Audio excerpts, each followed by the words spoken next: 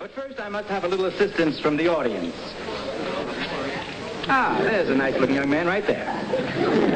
Just him and you, Jim. Oh, not me, you, Bud. Me? Go on, Bud. It sounds exciting.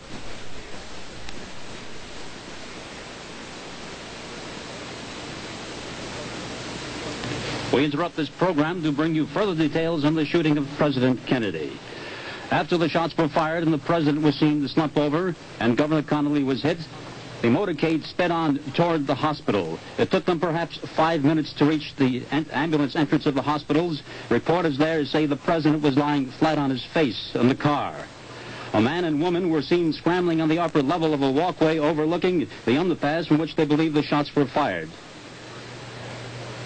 Lawrence O'Brien, who is the presidential aide, said he had no information on whether the president still was alive. There are fears that perhaps the shots might have been fatal. There are no details as yet. Mrs. Kennedy, who cried out when the shots were fired, blood was seen on the president's face, was weeping and trying to hold up her husband's head, even when reporters first reached the car. Governor Connolly of Texas was wounded. He received shots about the body. He, too, fell over. He also was raced to the same hospital. We repeat, as President Kennedy's motorcade was going through downtown Dallas today, what sounded like 3 shots were fired. The president slumped over. Governor Connolly of Texas slumped over. Blood was seen about the president's head. He slumped over, fell to the floor of the car. Police and Secret Service men quickly pulled their guns and rifles, but it is not yet known whether they returned any fire. There are fears that perhaps the shots to the president might prove fatal. He was speedily rushed to the hospital. There are no reports as yet. Please stand by for further details. We return you now to your regularly scheduled program.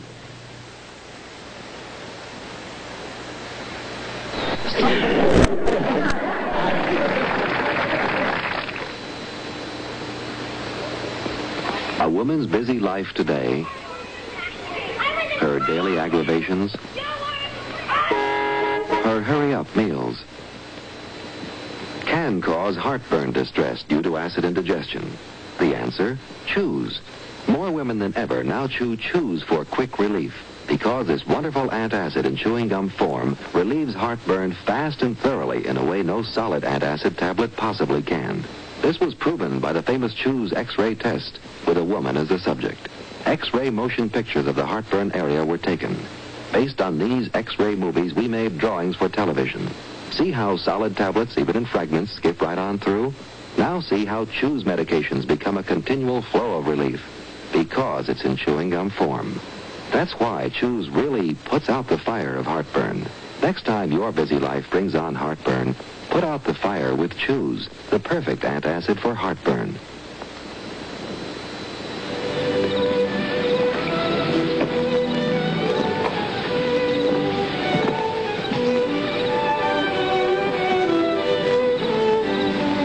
Good night, Bud.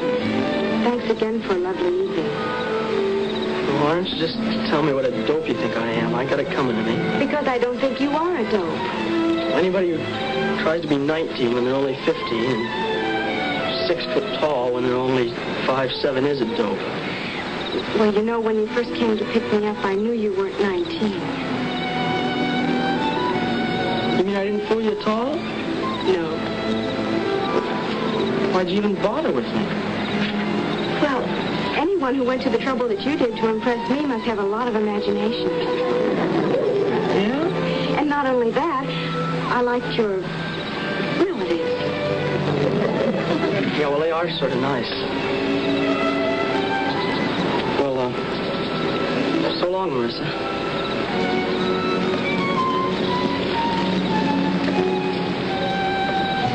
Good night, Bud.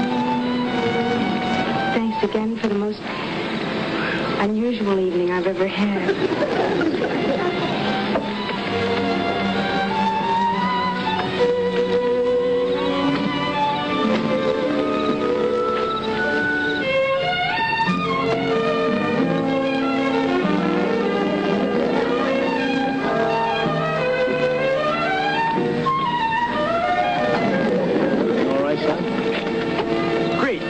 Just great. You know, I've been thinking. I'm this charming at 15. Just think what I'll be like at 19. Get in, Casanova.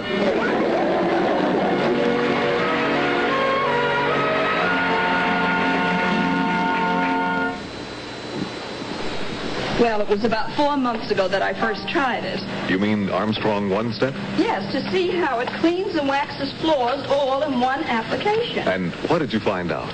It works. You bet I use one-step floor care.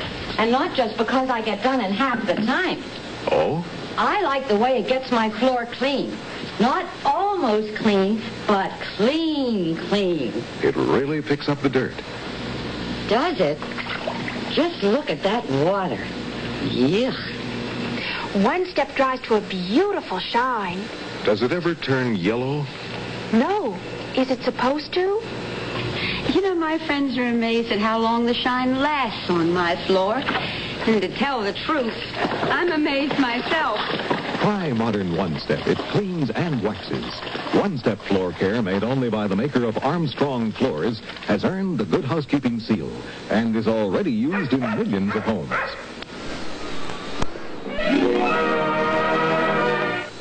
She moved straight from the farm to Washington, D.C., and suddenly the whole disarmament question became simple.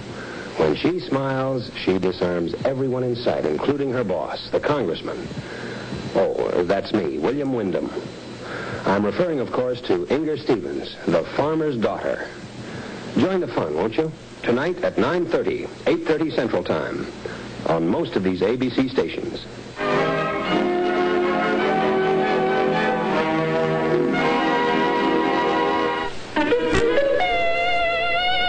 I'm Dan O'Herlihy.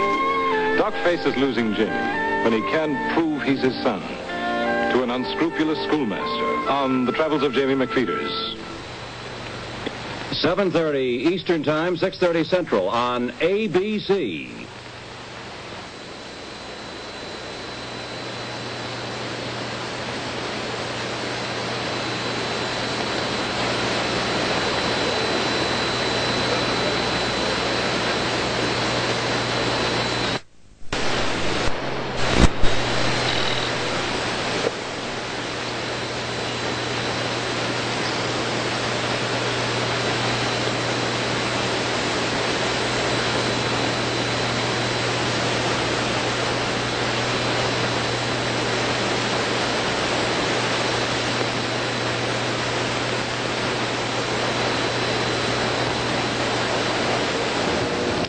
President Kennedy has been shot in Dallas, Texas.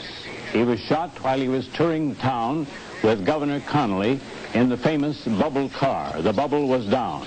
Both Mrs. Kennedy and Mrs. Connally were in the car with them. 3 shots rang out, and the president slumped forward, and Governor Connally remained seated upright. So far, the latest word is that they are still alive. Mrs. Kennedy, as soon as the president slumped forward, she grabbed him, she cradled him in her arms, and she said, "Oh no," and tried to hold up his head. Then the car was quickly taken out of line and sped to the hospital.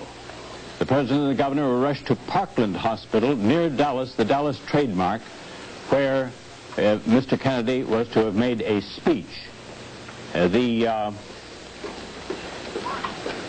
Thomas, the latest word is from Representative Albert Thomas of Texas, and he said he had been informed that President Kennedy and Governor Connally were both still alive after having been shot in the assassination attempt. Excuse me, Don, we have a tape from Bob Clark in Texas. Can we ask for that round? Thomas, standing outside the corridor of the emergency room in which both the president and the governor were under treatment, said he had been told that the president was still alive, but was in a very critical condition.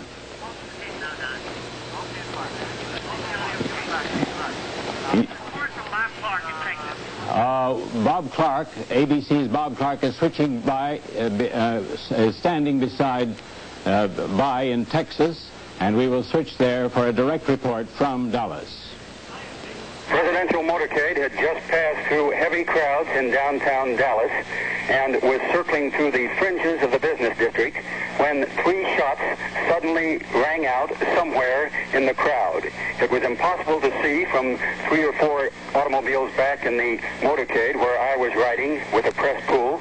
Impossible to see immediately what had happened. But the Secret Service pulled out a machine gun and then gave the orders that sped the motorcade at some 60 miles an hour directly to Parkland Memorial Hospital, about 3 or 4 miles away. There was no panic, but shock and, of course, grief by other members of the party who were close enough to see what had happened. When the motorcade reached the hospital, the few reporters riding in the pool leaped out, raced immediately to the side of the president's open limousine. He was riding in one of the White House Cadillac limousines that is carried across the country, used for parades and other presidential processions. The president was lying in the back seat of the limousine, his head cradled in the First Lady's lap. At this stage, there was no official word as to whether Mr. Kennedy was still alive, but he lay motionless on the back seat of the car for some 2 minutes while a stretcher was wheeled out from the hospital. The president was lifted out of the car, placed gently on the stretcher, and wheeled immediately into the surgical area of the hospital. The First Lady followed, holding him with one hand, followed the other members of the party into the hospital. It appeared at this stage that Vice President Lyndon Johnson might also have been struck, though he was riding in a car behind the president. He walked into the hospital, but holding one arm as if he might have been hit by one of the 3 bullets. Governor Connolly of Texas was also wounded seriously, but there is no immediate word as to his condition. The governor lay half stretched out in the front seat of the presidential limousine. He had ridden through the crowds in the presidential procession. Mr. Kennedy had flown from Fort Worth to Dallas and then entered the motorcade at Love Field in Dallas. The crowds along the streets going into Dallas and in the downtown area were extremely large and extremely friendly. A White House press aide riding in the press pool car noted repeatedly the absence of antagonistic signs. There were very few Goldwater signs. I noted one hand-lettered sign held by a young man which said, "I hold John F. Kennedy in utter contempt," but that was almost the only sign in the crowd that indicated any bitterness toward the Kennedy party.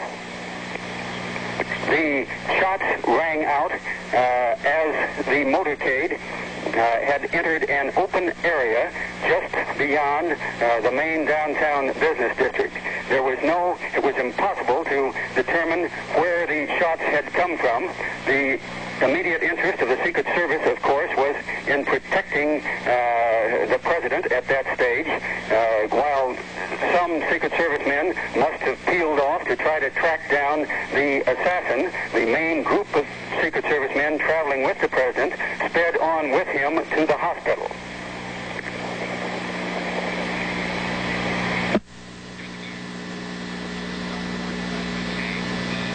You're going to give me a little more information now. Bill Lord, who is with the presidential party in Dallas, Texas, also has a report from us here. And Bill, I believe you're on the air here with me. Where are you now?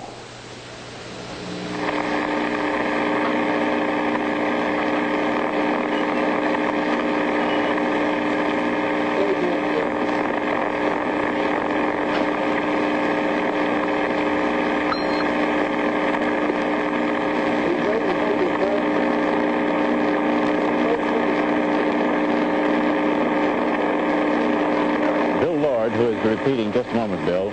Bill Lord is telling us from the sheriff's office just around the corner from the position in Dallas where President Kennedy and Governor Connolly was shot, that the police have a suspect which they are bringing in, and which the police radio is now announcing in Dallas. Bill, do you know what the president's condition is at the present time?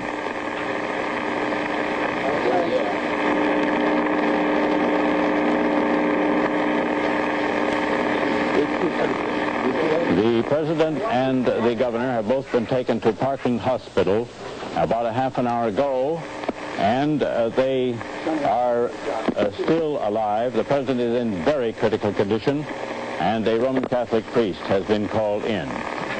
Also, every specialist in Dallas and every specialist in the country, of course, will be alerted to be there. The president is in the emergency room, and the governor is also being attended there. Don. Go ahead, Don. Read whatever you got. We can take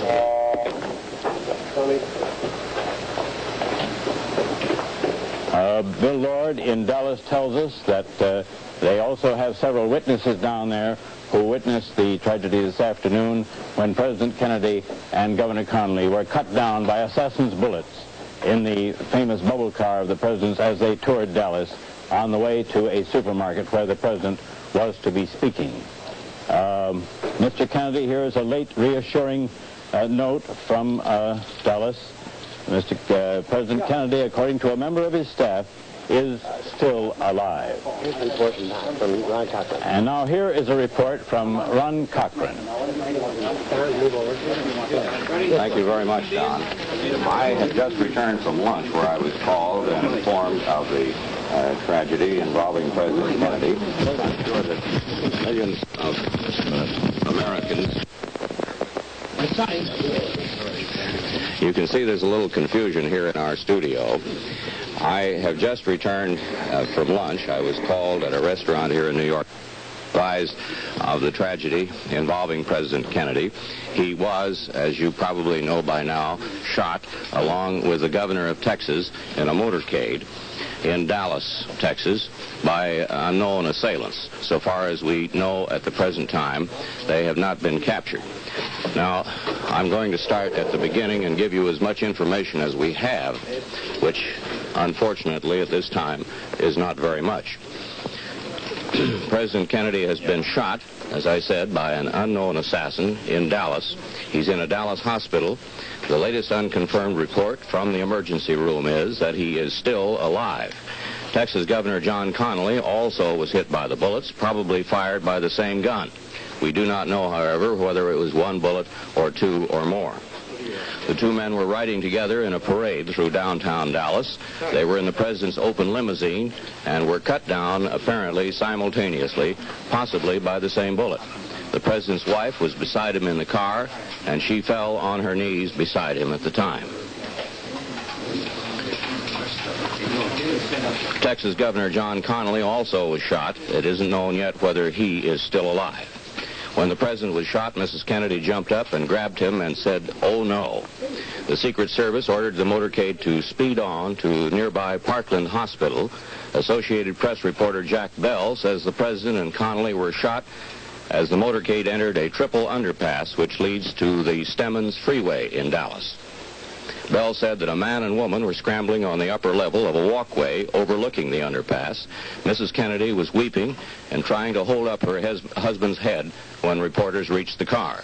The president apparently was shot in the head. He fell face down in the back seat of the car. Blood was on his head. Governor Connally remained half-seated, slumped to the left, and there was blood on his face and forehead. In Washington, the White House said it had no information beyond the reports they had received from newsmen at the scene. Both the president and Connally were rushed to the Parkland Hospital. It's located near the Dallas Trade Mart, where the president was to have made a speech.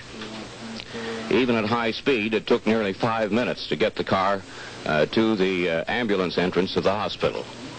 Representative Albert Thomas of Texas says that he's been informed that both President Kennedy and Governor John Connally of Texas are still alive. That was a half hour ago.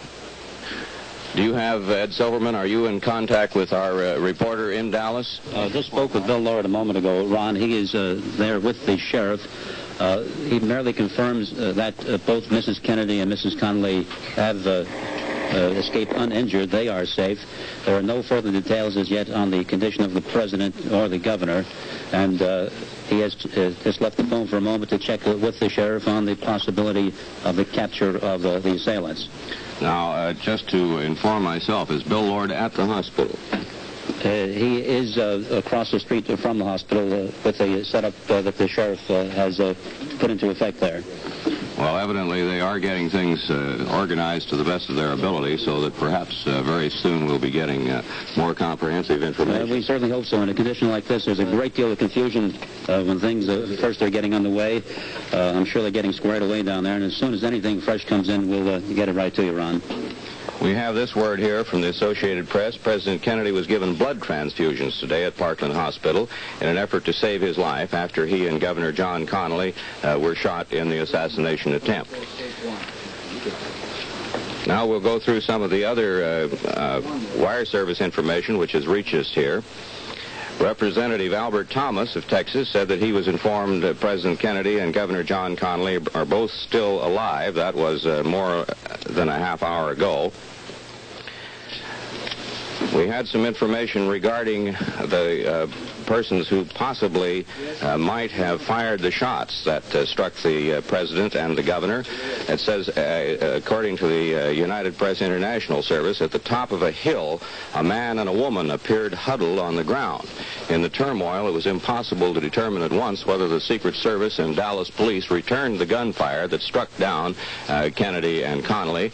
It was also difficult to determine immediately whether the First Lady and Mrs. Connally were injured. Both women were crouched down over the inert forms of their husbands as the big car raced toward the hospital. Mrs. Kennedy was on her knees on the floor of the rear seat with her head toward the president. The Senate in Washington has recessed. It said it was doing so pending developments in the shooting of President Kennedy in Dallas. Now, this is the latest picture received, taken just before the assassination attempt of the president and his wife as they rode in the Dallas motorcade. When he was hit, Mr. Kennedy was standing up. He fell back over the seat of the car, and Mrs. Kennedy immediately bent over him, cradled his head in her arms. Her cry of, "Oh no, oh my God," was the first realization of the reporters on the scene what had happened. We'll show you more pictures as we receive them. These pictures come into our ABC News headquarters here in New York by wire, and we'll undoubtedly be receiving other pictures from time to time. The photograph was taken as Mr. Kennedy applauded when his wife was introduced at a Chamber of Commerce breakfast in Dallas this morning. That's the most recent picture that we have. This was this morning at a Chamber of Commerce breakfast in Dallas. That's the picture that you see now. Now, simply to recap, and we're going to stay on the air here in an emergency circumstance, as I'm sure you can see. Everybody poured into the studio the minute that that word came. We're going to keep the air here to bring you any late news as it arrives. But just to recap the information that we have thus far, President Kennedy and Governor Connally of Texas were shot by unknown assailants, would-be assassins, as they rode in a motorcade in Dallas, Texas today. The president is said to be in critical condition at the hospital. He evidently was shot in the head. We do not know any more than that regarding his condition at this time. We expect to receive it hopefully within the next few minutes. Some information from the hospital as to his condition. We understand that a priest was called to the hospital, although that does not necessarily mean anything too discouraging. But more or less routine for a priest to be called under such circumstances, and it does not necessarily mean, of course, that the president's condition is so bad that they feel that last rites must be administered. Mrs. Kennedy, incidentally, apparently is safe, and Mrs. Connally also. Both women disappeared into the emergency section of Parkland Hospital to await the news of their husbands. Outside the emergency room in a buff-walled hallway, anxious members of the White House staff gathered, including Major General Chester Clifton, the military aide to the president, and Brigadier General Godfrey McHugh, the Air Force aide. Also standing by in the emergency is Mrs. Mary Gallagher, the personal secretary to the First Lady. Take one. Although Dallas is regarded as a center of strong political opposition to President Kennedy, and of course it was only recently that you'll recall that Ambassador Adlai Stevenson was more or less personally attacked by a group of radical rightists in Dallas after he had addressed a group there. The heavy street crowds between Love Field Airport and the scene of the shooting apparently was overwhelmingly friendly. There were numerous welcome Kennedy signs, but a few were anti-Kennedy. Ron, excuse me for interrupting. About the only thing that's fresh that Bill Lord has to report, he is with the sheriff there. They are now interrogating some 6 witnesses to the shooting. There's been no announcement made as to the details, but the sheriff is speaking to 6 people who claim to have seen the shooting. He has them inside. Just a moment, Bill's coming. There are now 12 eyewitnesses, but no indication as to who might have done it. Is that right, Bill Lord? No, keep While Ed Silverman... indication, some of the witnesses have indicated that as to a description of the man, that he is a white male about 30 years old. That's about the only thing they have to go on now, Ron. Well, now, this is this the man that they are reasonably sure fired the shots, or do you know that? Yes, the witnesses say that they saw a white male, approximately age 30 in police parlance, fire the shots, but there have been no details. They're still being interrogated. We will have to find out, of course, how far away this man was and what position he had for firing the shot. It's most unusual, incidentally, that such a thing could happen because of the unusually tight security measures that are ordinarily taken by the Secret Service who guard the president. And normally, any vantage point, a rooftop, and windows which command a parade route are carefully scrutinized and carefully guarded, and men are usually posted on rooftops along a parade route, particularly if there is any reason at all to suppose that there might be someone in the area who would have such ideas as assassination in his mind regarding the president. These precautions, of course, are taken by the Secret Service for all presidents, as they have been for many years. Just to explain what we are attempting to do here, we, of course, because of the emergency circumstances, cannot take you by picture directly to Dallas at the present time. We are setting up facilities to do that and will as quickly as possible, but it is technically impossible to do so right at this present time. Before very much more time elapses, however, we hope to be able to take you directly to Dallas for some on-the-scenes reports from there. In the meantime, we will have to maintain contact with our reporters there by telephone and by whatever other means to bring you the news as it comes through. We have further word here that throughout the parade, the president, before the shooting, was confronted with the evidence of anti-administration feeling in Dallas. Now we have word that we can switch directly to Dallas. We take you now to Dallas, and I'm not sure who your reporter will be.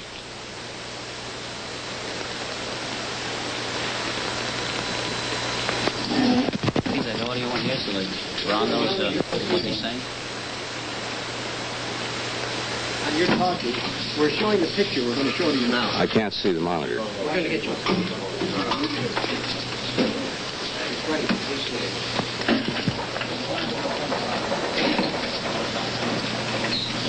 Just take the picture, Jimmy. This is from Dallas, Texas.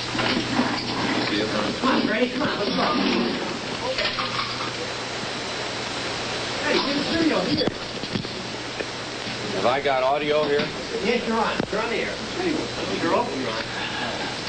I understand that I am still on the air. I was not quite sure whether you could hear my voice. But you are now receiving a picture directly from Dallas. I'm not sure what you're seeing there. This is one of the speakers at a meeting where the president appeared this morning. We are, of course, operating at the present moment under extreme emergency conditions, and we must apologize for not being able to, at this time, bring you direct pictures of the scene of the motorcade where the incident occurred. That, of course, will be forthcoming later. It's a matter of sufficient time elapsing so that the film can be processed. Of our God. Will you bow your heads? Draw near us, O God, and sustain us with thy presence, and grant unto us wisdom, strength, courage, to live in keeping with thy law, and to live as free men. Amen. Dr. Dickinson, the pastor of one of the largest Methodist congregations in the world. The word was not given to the crowd, but we understand that the president is dead. This we do not have an absolute confirmation on, but this is the word that we have. As we said a few minutes ago, he apparently died in the operating room at Parkland Hospital, which is the city-county emergency hospital here, located about 1.5 miles from this building. The president and his party have been in Texas now since yesterday. They arrived in San Antonio, then to Houston, then to Fort Worth last night. He walked into a big crowd of some 6,000 to 8,000 this morning in a parking lot in downtown Fort Worth. The fears here were that had the president had a problem in Dallas, it would have been at the airport upon his arrival. But nothing went wrong there. There were some pickets, there were some demonstrators, but the president, in his charming manner, moved into the crowd with his wife by his side and greeted and shook hands for quite some time there at the airport. Then, and again, we go back to this business of here, we have been forecasting rain in Dallas for the last couple of days, and this morning was one of those dreary mornings. There was fog, there was rain, the clouds hung low, and the weathermen had the forecast that this would hold through this afternoon. But then as the morning wore on, the clouds broke away, and when the president's big jet set down right on schedule at 25 minutes before the noon hour Central Time, the sun was bright, the crowds were out, the bubble plexiglass cover for the president's limousine was put away, and the president and his wife and the governor of the state of Texas rode in the open car. All went well past the airport, down Mockingbird Lane to Lemon, down Lemon Avenue to Turtle Creek on into Cedar Springs down to Harwood. The crowd's out to see the president. Then down to Main Street, up Main, and just as the presidential motorcade started to enter the triple underpass at Houston Street, shots rang out. The president, as we have it now, mortally wounded. The governor of Texas, John Connally, who served as Secretary of the Navy in Mr. Kennedy's cabinet when Mr. Kennedy first assumed the high office, is wounded. He was shot in the chest. A Secret Service agent whose job it was, as with his others, fellow agents, to guard the life of the president, killed instantly. 3 shots fired and 3 people hit. The president apparently dead. The governor of Texas wounded. We don't know how seriously. A Secret Service agent killed on the spot. This is not confirmed, the death of the president. We have it on what would normally be good authority. But until the word officially comes, there is no way to know. The crowds have emptied now, and this big market hall that was to have been the site of a festive day for the president, for his wife, and the vice president and his wife, and the governor and his wife, and the many Texas congressmen, now being emptied and most of the meals left untouched. There had been a rhubarb here for a couple of weeks over who would sit at the head table. And finally, at the last minute, a protocol expert was called in, and the head table seating arrangement became final as of this morning. Rift has existed for a long time in the Democratic Party in Texas, and this rift, the Democrats will tell you, whether they be conservatives or loyalists or liberals or moderates or whatever faction of the Democratic Party they belong to in Texas, they all say that this is just an inter-party fight and we can all get together when the president comes to town. Well, finally they did get together. The big bone of contention had been whether or not Senator Ralph Yarborough, who is considered certainly in the liberal wing of the party, would be seated at the head table. He does not get along too well with Vice President Johnson or with Governor Connally. The word was that last night the senator refused to ride in the motorcade in the same car with Vice President Johnson. But today, all was to have been pretty much peaches and cream, as it were. They were all going to sit at the head table and break bread together on this Friday, the 22nd of November. And then, before they could ever reach this market hall, the word is that the president has been killed, that one of his agents is dead, and the governor of Texas is wounded. From the Trade Mart in Dallas, Texas, this is Eddie Barker.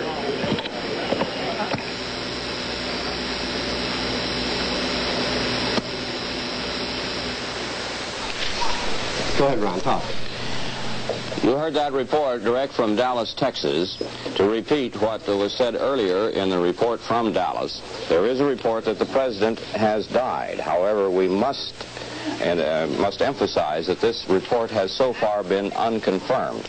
And that report came in a few minutes ago and has not been confirmed thus far. And so we are inclined to disbelieve it. We certainly hope, of course, that it is not true. The president was given the last holy rites of the Roman Catholic Church. A Catholic priest who helped perform the last rite said he did not believe the president was dead at the time. The sacrament was administered shortly before 1 o'clock. Ron, yes, Bill Lord just briefly reported from the sheriff's office in Dallas, and he confirms that the sheriff's office say that there were 4 shots fired, that a Secret Service agent was killed, which indicates the deadly accuracy of these shots. 4 shots fired, 1 agent killed, and both the president and Governor Connally fell by them. Either they were awfully close or using rifles, it would seem. It has been confirmed that the Secret Service agent was killed. Yes, by the sheriff's office in Dallas. And there's also an indication that a young man was taken into custody by the sheriff's office before questioning. He is a suspect. We have a report that an assistant to Governor Connally said he talked to the governor in the hospital operating room, which is the same operating room apparently where the president was taken. He said the governor was shot just below the shoulder blade in the back. He said he asked Connally how it happened, and he said, "I don't know. I guess from the back they got the president too." Mrs. Lyndon Johnson said after a visit to the emergency operating room that the vice president is fine. She was taken back into another first-floor room where Johnson originally had gone. Asked if her husband also had been wounded. She shook her head negatively. She said he had not been. Secret Service men pushed reporters away and permitted no more questions. Of course, you can imagine the confusion, the emergency circumstances, the confusion that must exist around that hospital. Now we understand that we are ready to switch to Washington for a report from there.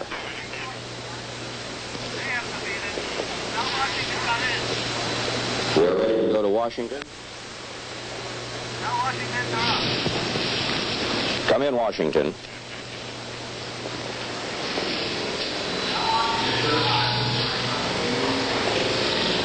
We are ready to switch to Washington for a direct report from there, but for some reason, under the circumstances, we seem to be having a little difficulty with that, which I'm sure will be cleared up in a moment. Come in, Washington. We were told from our control room here in New York that Washington was standing by with a report, but we've been unable to reach them At this moment, I'm sure that in a matter of seconds, perhaps in another minute or two, we will be able to reach Washington. Did you have something else, Ed Silverman? I just thought we might recap for those who probably heard about it just a few moments ago. I think that's a good idea. It did happen that the President and Governor Connolly were shot on their motorcade as it entered an underpass while going through downtown Dallas. And when the shots were first fired, there were thought to be 3. That later was confirmed there were 4 shots. The President fell over face down. Governor Connolly apparently was wounded in the body. He fell forward. Mrs. Kennedy leaped up and cried, "Oh no," and tried to hold the President's head up. Blood was seen on the President's head. And a Secret Service agent apparently was shot by one of the assassin's bullets as well. And of course, you have them from there on. Thanks very much, Ed. In case you did join us late or had not heard the news, those are the facts so far as we know them up to this time. And I'm receiving word now. We have received word that 2 priests who were with the President have reported that the President is dead. Now, here again, we must emphasize that this is not an official announcement. It has not been announced by the White House or anyone in the official party traveling with the President. But the Associated Press quotes 2 priests who were with the President, stating that he died from the bullet wounds or wound inflicted upon him by a sniper. We have to assume that it was a sniper who fired from a considerable distance. The President was given the last rites of the Roman Catholic Church at about 1 o'clock Dallas time. And at that time, the first reports were that the President was still alive. However, this latest word says that the priests were under the impression the President was dead at the time the last rites were administered. Now, we, of course, are going to keep the air here, and we will bring you whatever reports come in as they come in from the wire services, from our reporters on the scene, and from Washington and Dallas directly. We will be going to Washington before long for a direct report from there. Ed Silverman is sitting here beside me. He has a telephone to Dallas and is in touch with our reporter Bill Lord, who is at the hospital and has been in touch with people at the scene. Ed, is there anything new there? No, there is nothing new, Ron. Bill left the phone to check with the sheriff's office. He did confirm the death of the Secret Service agent, the fact that at least a dozen eyewitnesses have been brought in for interrogation, and the fact that 1 suspect has been picked up.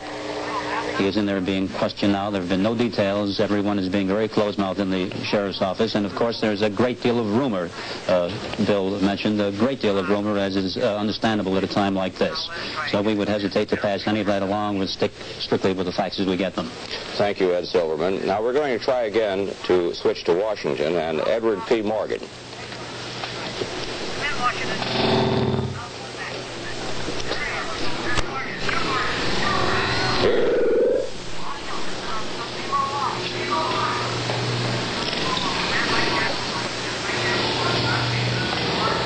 You are seeing Edward P. Morgan, but at the moment, unfortunately, you are not hearing him. We will get that problem straightened out shortly. We have a report that Senator Edward Kennedy, the President's brother, was presiding over the Senate today when word came that the President had been shot. An aide informed him, and he rushed out of the Senate chamber. Attorney General Robert Kennedy, the President's younger brother and closest advisor, was having lunch at home when the word came of the shooting. The President's personal secretary said the Attorney General was remaining at the Kennedy Hickory Hill estate in McLean, Virginia, awaiting further word. Newsmen carried the word to House Speaker John McCormick at a luncheon table in Washington. He said, "This is terrible. All I can say is that it is a terrible thing, and all Americans of all religions and faiths are praying for the President and Governor Connolly." Now, I'm just thinking of all the people who... Now, we're receiving a report here. The United Press reports... The United Press reports that the president died at 1:35. That would be 1:35 Eastern Time, I presume. That would have been about 1:35 Central Time. That was only about 2 minutes ago. Now, that, again, is a United Press International report. It is not attributed. We do not know whether that is an official announcement by anyone in the Kennedy party. We have another photograph of Mr. Kennedy in the motorcade, which was taken minutes before the assassination attempt. This is a still photograph of the president in the motorcade. You see he's riding in an open car, and we're informed at the time that the shots struck him, he was standing in that car. Unfortunately, apparently making a good target for the sniper, who was hiding somewhere and may have fired from a considerable distance, probably with a high-powered rifle, considering the accuracy with which he shot. And also the fact that one of the Secret Service agents was killed. The Secret Service agents normally walk directly beside the car on either side. We do not see any in this photograph, but usually 2 or 3 Secret Service agents will walk on either side of the car so that they are there to spot anyone who looks like a troublemaker. Government sources now confirm. We have this from Washington. Government sources now confirm that President Kennedy is dead. So that apparently is the final word, and an incredible event that I am sure no one except the assassin himself could have possibly imagined would occur on this day. The President and Mrs. Kennedy had gone to Texas in a speaking tour, which was to be, in effect, more or less the beginning of the President's 1964 campaign. It was a trip in which it had been hoped he would bring the various dissident forces in the Democratic Party in Texas together and heal up some of the political wounds that had existed there. Instead, it ended in tragedy with the President's death. We have no word as to the condition of Governor Connally, although of Texas, who was also shot, although evidently he was not as seriously wounded and apparently is still alive. The president was shot in the head. Ed Silverman, do you have further word? There is a report from Dallas. One of the TV newsmen covering the motorcade says that he looked up just after the shot was fired and saw a rifle being withdrawn from the 5th or 6th floor window of a nearby building. So apparently it was caused by rifle fire. Here's another report, Ron, which just came in. This one says Senator Ralph Yarborough of Texas, a Democrat, talking only a few minutes before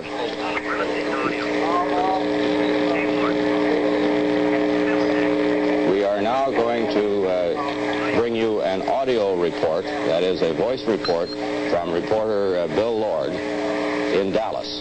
Come in, Bill Lord.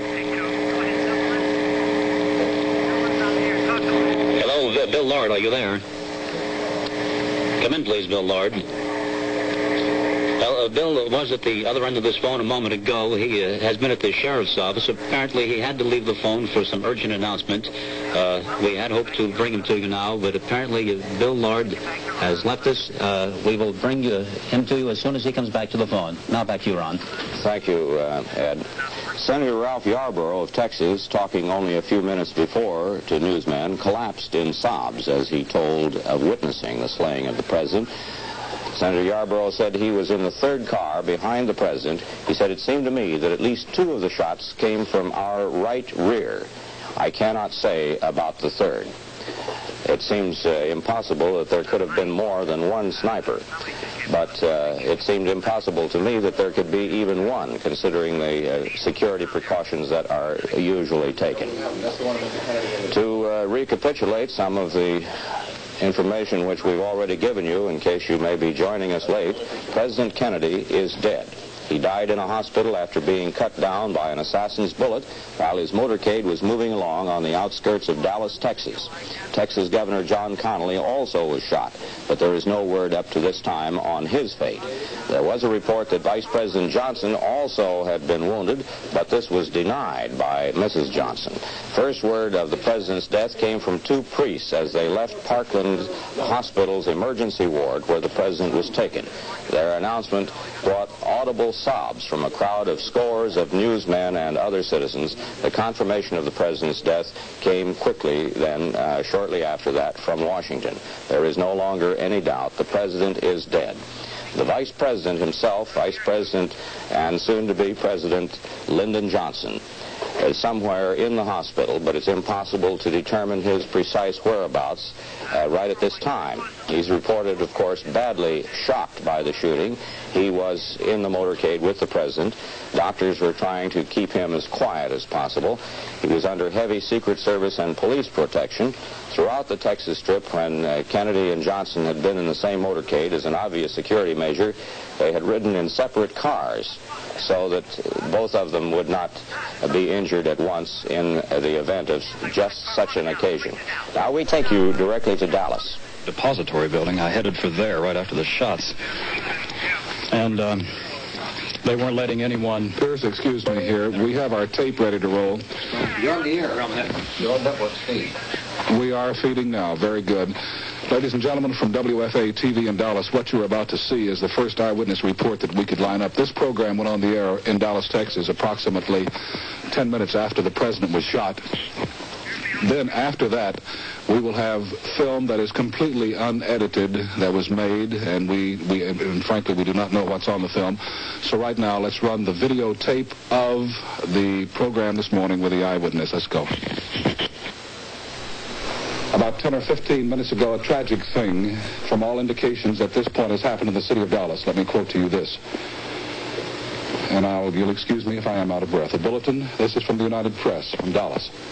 President Kennedy and Governor John Connally have been cut down by assassins' bullets in downtown Dallas. They were riding in an open automobile when the shots were fired. The president, his limp body carried in the arms of his wife, Jacqueline, has rushed to Parkland Hospital. And if you'll excuse me if I give some directions, and we talk about what we're going to do here for the next few minutes, but Bobby, let's tape this, if you please, particularly the interview with the eyewitness people. It is being taped good. Here's a piece of copy that was rushed to me and was torn off from the United Press in Dallas. President Kennedy has been shot in Dallas, Texas. He was shot as a motorcade left downtown Dallas. Mrs. Kennedy jumped up and grabbed the president. She cried, "Oh no," as the motorcade sped on. An Associated Press photographer, James Algens, 8LTGENS, reports he saw blood on the president's head. The AP man said he heard two shots but thought someone was shooting fireworks until he saw the blood on the president. He also said he saw no one with a gun. We were awfully close. Jerry Haynes, as you know, and Mr. Peppermint, we were awfully close to being an eyewitness. We were standing on Houston Street between Main and the next street over. Jerry, come in, would you please? And the next street over, we watched the president come by and gave him the applaud that is due the office of the President of the United States. And as he turned left, 2 or 3 shots rang out. We thought they were firecrackers until, I thought they did until the last shot rang out, and we heard people screaming. And we rushed over in time to see a policeman standing behind one of the fire poles, looking around as if for some place to shoot, someone to shoot at. I'd like to remind you here that as the news comes into the newsroom, we will be on the air. We'll have our eyewitness people here in just a moment. Vicki, would you see if they need some coffee or something? These people are awfully shaken up. They come awfully close. They were in the line of fire. Jerry? I remember, Jay, you said, I thought it was, a firecracker or something like that, and then they followed one shot, and then a second or two later another shot, and then another second or two, and then a third shot, and you said the man's been shot at, and we both turned. No, I said, my God, that's gunshot. That's right. And then we turned right over, we were behind Mr. Leely's statue, and we ran over to the cement wall, and we saw people beginning to scatter in places, and I believe our eyewitness was on the ground. Chair, would you do me a favor? Would you go check in the newsroom now, and as the men come in from the field, or if they have stories, please let me know, and also get someone to check with, we were supposed to take the feed from KRLD. They may still be doing a feed from there. Check and let me know. And until our news crew gets back in, we will sort of use this studio as our headquarters. These people And you will excuse me, I don't want to interrupt you. I'm so sorry because I know that you are so upset, but I would like to talk to you for a minute. It's a little bit awkward, so the camera shots will have to fall as they may. I'm going to stand right here and maybe somebody can give me a chair while we're doing this. May I have your name, please, sir? Bill Newman. And this is Mrs. Newman? Yes, sir. And this is? James Clayton. James, and this is? Billy. Billy, tell me what you saw and what you felt. What happened to you? We had just come from left field after seeing the President and the First Lady, and we were just in front of the triple underpass on Elm Street, and we were at the edge of the curve, getting ready to wave at the President. So you were down under the viaduct, so to speak, weren't you? Well, we were halfway in between on the grass, triple underpass. We were at the curve when the incident happened. But the President's car was some 50 feet still yet. In front of us coming towards us, and we heard the first shot, and the President, I don't know who was hit first, but the President jumped up in his seat, and I thought it scared him. I thought it was a firecracker because he looked, fear. And then as the car got directly in front of us, well, a gunshot apparently from behind us hit the President in the side of the temple. Do you think the first gunshot came from behind you, too? I think it came from the same location. Apparently back up on the mall. I don't know what you call it. For the benefit of nomenclature, all of you folks have gone out under the viaduct, and as you turn, going under the viaduct on the left-hand side, there's some grass. Do you think the shot came from up on top of the viaduct toward the President? Is that correct? Yes, sir. Not on the viaduct itself, but up on top of the hill, a little mound of ground there, the garden. How far away would you say that is from where the President was? A couple of 300 yards, something like that? Well, I have no idea because I didn't see where the gunshot come from. We were looking directly at the President when he was hit. Mm-hmm. And he was more or less directly in front of us, and we didn't realize what happened until we seen the side of his head whenever the bullet hit him in the head. Did you see the blood coming from the President's head? Yes, sir. I seen that. I don't know if my wife did, but I seen that. Oh, yes, sir. It was awful. It is awful. That's all. What kind of work do you do, sir? I'm a construction worker, electrician. Is this the first time that you have seen a President of the United States? Did you see him when he was here before in 1961? No, sir. Your housewife Yes, sir. took the day off to come downtown and see the President? Yes, sir, we did. We wanted our children to see it. Mm-hmm. Were you in the line of fire? I remember vividly whenever I walked over and looked over the banister there and saw across the street that you were down on the ground so that to keep out of the line of fire. What was the first thought that struck your mind? I thought it was a firecracker, and I saw the blood, and I had the baby, and I just ran, and I got on top of him and laid on the grass. It just scared me. It was terrible. Did you see anyone else hit besides the... Governor Conley was kind of turned to the side, and he grabbed his stomach. Okay. I'd like to remind you that this is Jay Watson. I'm speaking to you from the studios of WFAA-TV in Dallas. The tape that you just have witnessed was played back approximately 10 minutes on our station after the President was shot this afternoon in Dallas. The tape of the eyewitness, there were others. The two people, as you could see, we were in a state of confusion there at the moment, but at least we did have the eyewitness report for you. In case you have tuned in late, government sources in Washington say that President Kennedy is dead. He was shot at approximately 12:35 this afternoon in Dallas, Texas. The gentleman on my left and on your right is Bert Shipp, who is in charge of the photographers in our newsroom. And Bert, you have some film. Just a minute. Bobby, is the film ready to roll yet? Hello.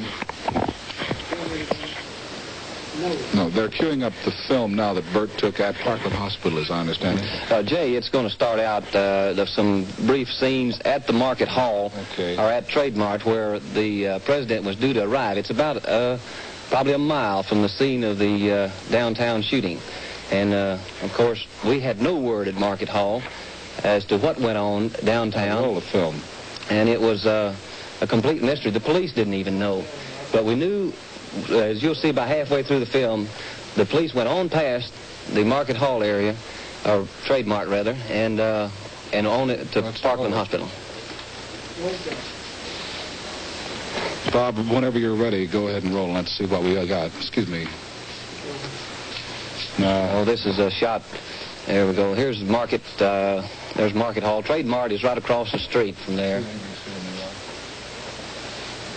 They had a big welcome sign for the president there at the corner of Industrial and Stemmons. It says, "Welcome, Jackie." And now, this was the place where the president was supposed to make his speech. Here's some, a gentleman carrying signs. I guess you'd call them gentlemen. They had these signs. They wasn't causing any trouble. They were run off moments after this, told that there was private property and they couldn't be around there.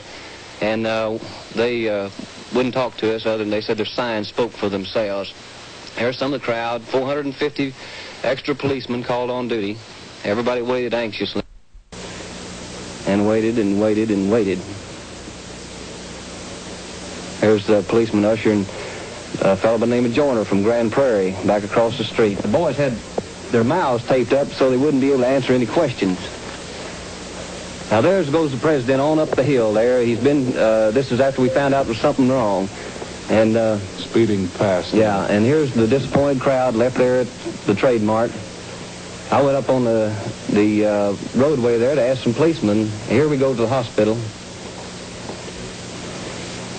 There's homicide detectives in front of us. There's Parkland Hospital.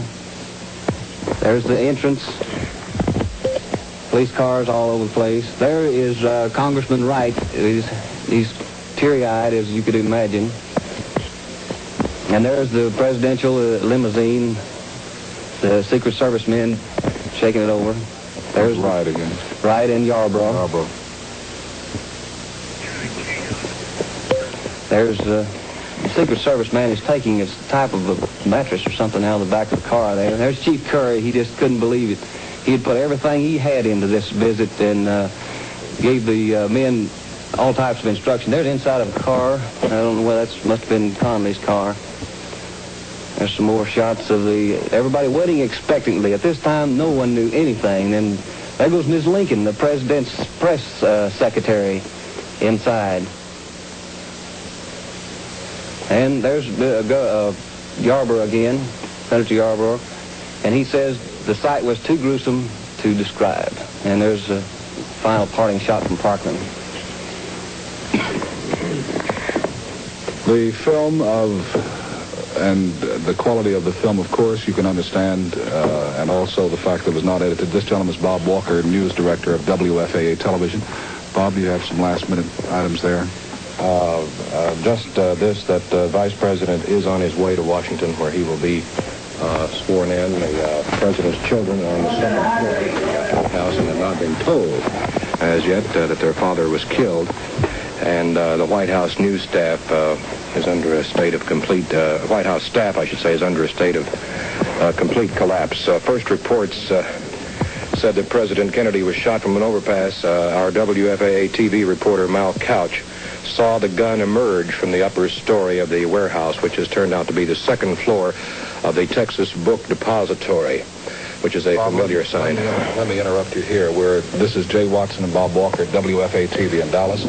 Let's switch now to ABC in New York. This is Ron Cochran at the ABC News headquarters in New York. Just to recapitulate what most of you, I'm sure, already know by now, President Kennedy is dead. The 35th President of the United States. He was born May 29, 1917 in Boston, the first Catholic president ever elected. He was also the youngest man ever elected president. He was the first American chief executive to face the possibility of nuclear warfare. He risked it with a show of force to protect American interests. Later, he succeeded in achieving an accord with Russia limiting nuclear tests, and that occurred only recently. Now we go to Washington for a direct report from Ed Morgan. This is Edward P. Morgan in Washington. I have just come from the White House. The president is dead. The word came to the White House from a doctor in Dallas. The scene in the White House is a mixture of stunned disbelief, anger, and heartbreak. I saw McGeorge Bundy, the president's chief advisor on international security affairs. His eyes were red-rimmed. He was silent. He shook my hands in silence. By coincidence, I happened to have lunch with Ralph Dungan, one of the president's other top advisors. We drove back to the White House together. On our way back, we saw clots of students at George Washington University standing in the street listening to the horrible news on the radio. When I got to the White House, secretaries were sobbing audibly in the corridors. Charles Horsky, the president's advisor for District of Columbia Affairs, was walking back and forth in the corridor with his hands beating his forehead. Hubert Humphrey happened to be at the lunch that Dungan and I attended at the Chilean embassy, where we both got the news. The senator's first reaction was one of high indignation, and his audible reaction was unprintable. He immediately went to the Senate, where the news had already been given. There is no official spokesman, ironically enough, at the White House at this moment. Pierre Salinger, the president's press secretary, is not in Texas, but at last reports was on the way in the air from Honolulu to Tokyo with Secretary of State Dean Rusk. At this moment, it seems hardly the time, and yet the inexorability of events make it necessary to report what the order of events is now. Vice President Lyndon Johnson will be the next president of the United States. According to the processes of the law, he must be sworn in as soon as possible. Calvin Coolidge was sworn in New England at midnight, as I recall, after Warren Harding had died in San Francisco of blood poisoning. Harry Truman was sworn in, you may remember, in Washington in April 1945 after Franklin D. Roosevelt had died of a stroke in Warm Springs, Georgia.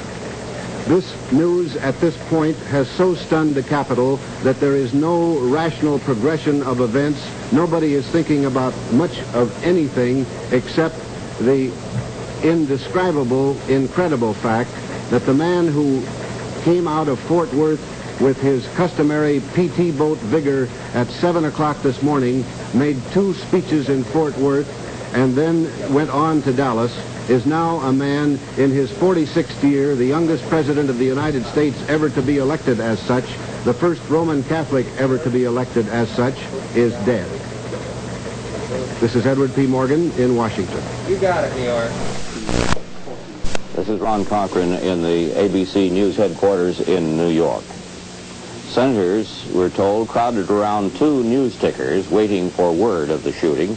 Many of the senators remained slumped in their seats on the floor until Senate Democratic leaders called the Senate back into session.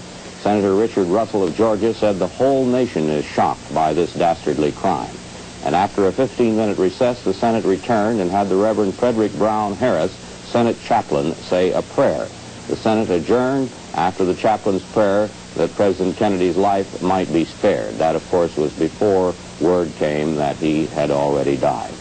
Vice President Johnson's office says it has no information to confirm rumors that Johnson has been wounded in the shooting. That, however, was an earlier word, and evidently the Vice President was not injured, according to all the information we have. We were told from Dallas a few minutes ago that the Vice President is already on his way back to Washington. Possibly he is attempting to get back to the airport. I doubt that he has had time to leave Dallas. In any event, according to the best information we have, Vice President Johnson will not take the oath of office as president until he returns to Washington. On the 7th floor of the Hotel Commodore here in New York, where the Democratic State Committee has headquarters, about a dozen women, including members of the staff, broke into tears. All normal activity ceased in the hotel, and in nearby office buildings, they were crowded around radio and television sets, as I'm sure millions of persons are all over the country by this time. And incidentally, you may have seen, of course, a good deal of confusion in our reports. Quite naturally, all of us in the television and radio industry were taken quite by surprise by this event. Obviously, no one could possibly in his wildest dream have imagined that such a thing would happen. The word came, of course, that the shooting had taken place during the normal lunchtime here in New York, and all of us at all the networks rushed back from wherever we were at the time and got on the air as quickly as possible. And we are still operating under more or less emergency and impromptu conditions, but we are staying on the air to bring you the news every bit of information as it comes to us from the wire services and from our own reporters in Dallas and in Washington. We have just received word that Assistant Presidential Press Secretary Malcolm Kilduff confirms that Johnson, that is, Vice President Johnson, was not hit by the rifle fire. The new president previously had been reported wounded. So I think that there is no doubt now that Lyndon Johnson is all right. He was not injured in the shooting. Mayor Wagner here in New York was at a luncheon club. When he received the news, he reported he was watching the news of the shooting on television, described the event as a terrible thing. We'll be receiving various comments by dignitaries and others all over the country. The only thing, of course, that all of us can say at this time is that this was a shocking, shocking thing, something which no one could have imagined would happen, and yet it has.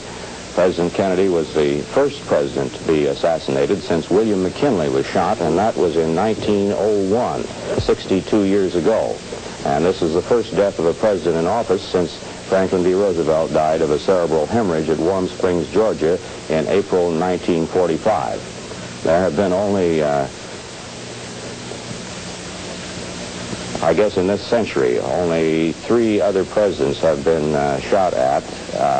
Besides McKinley, there was an attempt on the life of Franklin D. Roosevelt, in which Mayor Cermak of Chicago was killed, and there was an attempt on the life by a group of Puerto Rican nationalists in Washington on the life of President Truman while he was staying in Blair House at the time that the White House was being rebuilt.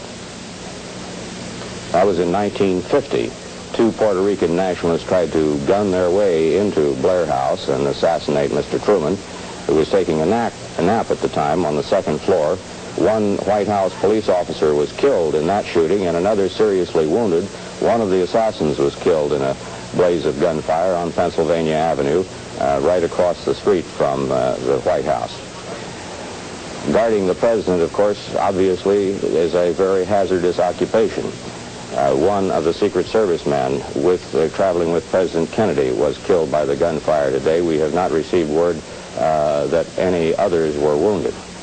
Governor John Connally of Texas underwent an operation for the gunshot wound. He was struck in the chest. He was operated on at 2:30 p.m. today. His condition is said to be serious. It's not described as critical, but serious. The governor was not out of the woods, according to the doctors. They say that the vital signs are good, however.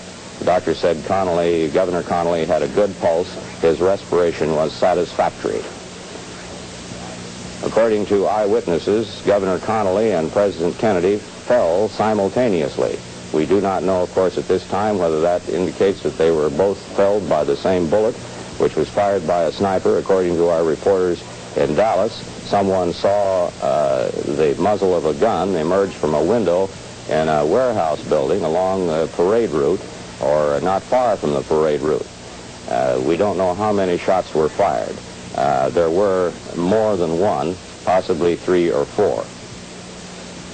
Do you have any further information, Ed Silverman? Have you received any reports? We've got the phone open here, Ron. We have expectancy of a report from Bob Clark any moment. He, of course, was traveling with the presidential party. Here's something just in. It's a report out of Washington, of course, reporting that 6 members of President Kennedy's cabinet were out of the country flying to Japan when the president was killed today. They were an hour and a half out of Honolulu. The secretaries were advised of the killing, and of course they immediately turned back. They're expected to speed directly back to Washington. Now, this party was on its way to a meeting with members of the Japanese cabinet. Now, in the party en route were Secretary of State Rusk, Secretary of Commerce Hodges, Secretary of Labor Wirtz, and Secretary of the Interior Udall, and Secretary of Agriculture Freeman. Their wives accompanied them. Of course, when they heard the news, they turned directly back. I think it's fair to say that President Kennedy's administration is perhaps one of the most traveling administrations of all time. partly because of the availability of jet planes and therefore the relative ease of travel, but also because it was part of the pattern of President Kennedy's method of operating. He liked to travel. He liked to go to the scene where things were happening and to see and hear for himself. And partly because of the President's own inclinations in those directions, there was a great deal of traveling done by him and his staff, but also he surrounded himself with people who seemed to like to travel. And it is ironic that this event should occur at a time when the White House staff, the official White House staff, was largely depleted.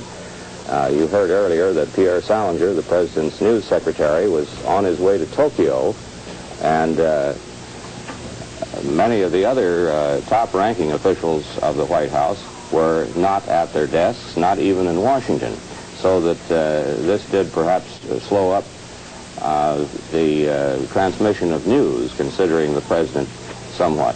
We have word that the Russian news agency, TASS, carried a flash on its international English language radio teletype circuit at 2:45 p.m. today.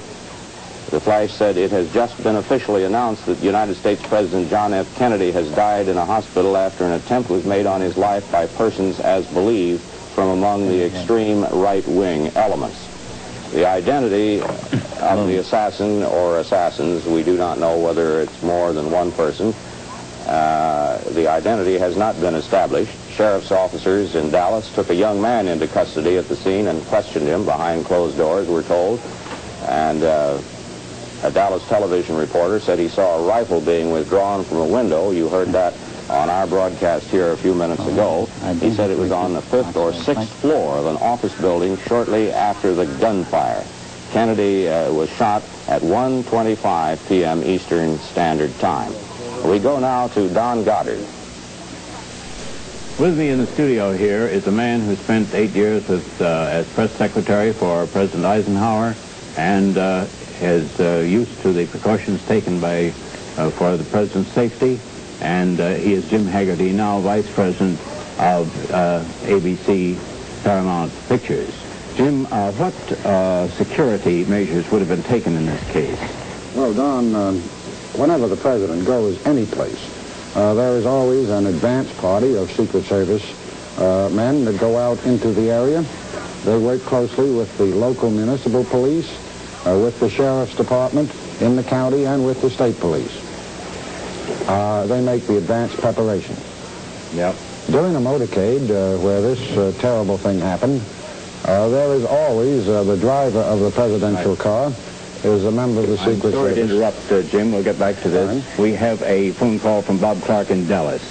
Back to Ron Cochran.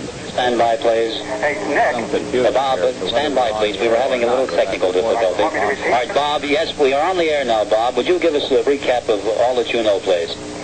Well, first, the president's body has just been taken to Parkland Memorial Hospital to a Dallas funeral home. The body, in a sealed brown casket, was wheeled out of the emergency ward where the president has been since he was admitted to the hospital about an hour and a half ago. Mrs. Kennedy walked quietly by the side of the casket as it was placed in an ambulance waiting outside the hospital. Bob, there have been reports that there was a possibility that Mrs. Kennedy and Mrs. Connolly might have been wounded. Anything to that report? One of the women in the were wounded. There has been a still unconfirmed report that Lyndon Johnson suffered a heart attack sometime after the shooting. The only thing I could add to this, I was at the side of the president's limousine when the president's body was lifted out of the car and placed on a stretcher and taken into the emergency ward. At that time, oddly, the vice president appeared to be clutching his chest. He preceded the president into the hospital, which seemed an unusual thing to do. Normally, you would have expected that he would have stood at the side of the president. So this might lend some credence to the reports that the vice president may have suffered a heart attack. Is he now en route to Washington? we understand he is en route to Washington. We have this further word from Mrs. Johnson, who left the hospital here about a half an hour ago, said only one word when she was asked about the Vice President, and that was that he was fine. Has anyone seen Mrs. Kennedy recently? How is she taking it? Is she in a state of shock? Is she under sedation? Walked within a half dozen feet of me just 3 or 4 minutes ago as the President's body was taken out of the hospital. I didn't get a clear look at her face. Obviously, she is grief-stricken at this stage, but she was walking calmly by the side of the casket as it was. We heard the shots very clearly, but it was almost inconceivable at that stage that this was an assassination. About no more than 2 or 3 seconds elapsed before the car that the President was traveling. This was an open limousine that had been sent out from the White House fleet in Washington. This car came to an immediate stop. The Secret Service follow car. Some of the agents piled out, then almost immediately leaped back in. We saw one of them pull out a submachine gun. They leaped back into the car, and the motorcade took off very rapidly. It had just entered a throughway. The motorcade did something like 60 miles an hour to Parkland Memorial Hospital, which is some 3 or 4 miles away. The car I was in kept up with the motorcade. We were some 50 feet behind the car carrying the President when he entered the hospital grounds. We, of course, all out of the car, went immediately to the side of his car. At that point, the President was lying prone in the back seat of the car, his head cradled by Mrs. Kennedy. He was holding one hand over his head. Apparently, he had, when he had been shot, he had touched his hand to his face. He was absolutely motionless.